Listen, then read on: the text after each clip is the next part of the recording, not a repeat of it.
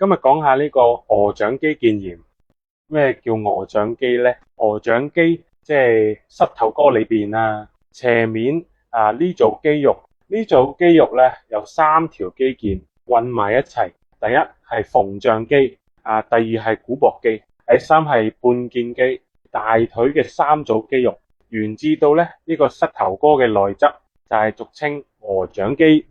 其次呢個位置咧疼痛咧係比較常見嘅，大家好容易以為係個膝頭哥嘅原因，其實係大腿肌嘅原因，會表現咧係呢個內側位嘅疼痛。第二咧就係會有個酸脹感，會脹住嘅感覺啊。如果自己疼痛得明顯嘅時候，有時候會表現寒膝頭哥咧呢位痛，但係膝內側咧可以明顯出現嘅。然之後平時上落樓梯都會痛得犀利，係多見於咩人呢？成日揸電單車或者成日企成日行嘅人會多見呢種疾病。